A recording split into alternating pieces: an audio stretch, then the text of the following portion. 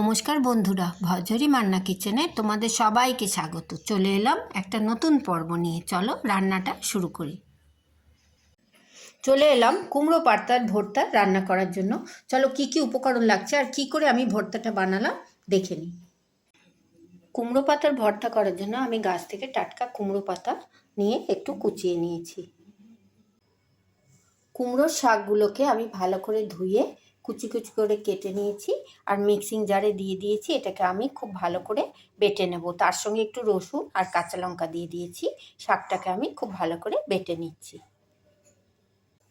এরপর আমি গ্যাসের মধ্যে একটা কড়াই বসিয়ে দিয়েছি আর তার মধ্যে দিয়ে দিয়েছি একটু সর্ষের তেল। সর্ষের তেলটা একটু গরম হয়ে যাবে।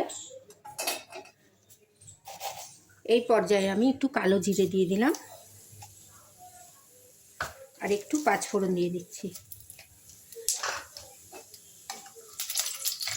খুব ভালো করে নেড়ে নিচ্ছি ফোড়নটা। এরপর আমি ফোড়নের উপরে কটা রসুনের কোয়া দিয়ে দিলাম আর দিচ্ছি একটু কুচনো পেঁয়াজ।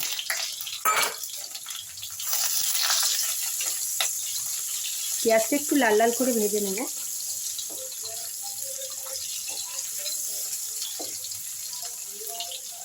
পেঁয়াজটা যখন একটু লাল লাল করে ভাজা হয়ে গেছে তখন তার মধ্যে আমি বেটে রাখা কুমড়ো শাকের পাতাগুলো দিয়ে দিচ্ছি। মিক্সিতে যে বেটে নিয়েছিলাম কুমড়ো পাতাগুলোকে রসুন দিয়ে লঙ্কা দিয়ে এটাকে আমি দিয়ে দিলাম। এর মধ্যে এবার দিয়ে দিচ্ছি একটু নুন, পরিমাণ মতো একটু নুন দিলাম, একটুখানি হলুদ দিলাম আর একটুখানি চিনি দিলাম আর দিয়ে দিলাম দুটো কাঁচা লঙ্কা। ঝালটা তোমরা ইচ্ছে মতো খেও। এবার আমি পাতাটাকে খুব ভালো করে কষে নেব। এই কুমড়ো পাতা বাটাটা একটু ঝাল ঝাল খেতে ভালো লাগে, তাই লঙ্কাটা তোমরা ইচ্ছে মতো দিও। একটু মিষ্টি মিষ্টিও হয়, ঝাল ঝাল হয়। এবার এই পাতাটাকে আমি খুব ভালো করে কষে নিচ্ছি। দেখো কুমড়ো শাকটা আমার মোটামুটি ভাজা হয়ে গেছে, একদম কড়াইয়ের মধ্যে লেগে যাচ্ছে। এই পর্যায়ে আমি একটু সর্ষের তেল দিয়ে দিচ্ছি।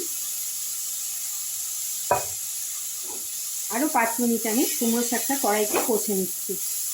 এই পাতাটা রান্নার সময় তোমরা আগেও পাতাটাকে সেদ্ধ করেও বাটতে পারো। আমি সেদ্ধ করিনি, আমি এমনি বেটে নিয়েছি। বেটে নিয়ে এবার কষে নিলাম তেলের মধ্যে।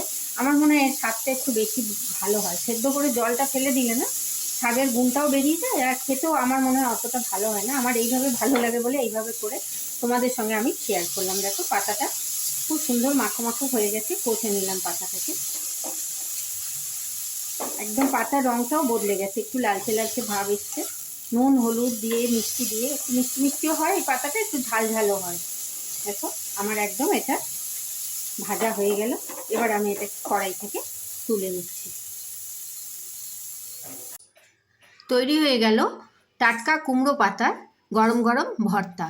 আমি একটু কাঁচা সর্ষের তেল আর লঙ্কা দিয়ে ডেকোরেশন করে দিয়েছি। তোমরা এটা গরম ভাত দিয়ে খেয়ে দেখো। প্রথম ভাতটা একদম অনবদ্যভাবে শুরু হবে খাওয়াটা। যদি আমার এই ভিডিওটা তোমাদের ভালো লাগে অনেক লাইক শেয়ার কমেন্ট করো, সাবস্ক্রাইব করে বেল আইকন প্রেস করো যাতে আমার সমস্ত রান্নার ভিডিও তোমরা সবার আগে দেখতে পাও। কোন বন্ধু কোথা থেকে দেখছো জানিও। সবাই খুব ভালো থেকো, সুস্থ থেকো, সাবধানে থেকো। আর এইভাবে একবার কুমড়ো পাতার ভর্তা বানিয়ে গরম ভাত দিয়ে খেয়ে দেখো, খুব ভালো লাগবে। ধন্যবাদ।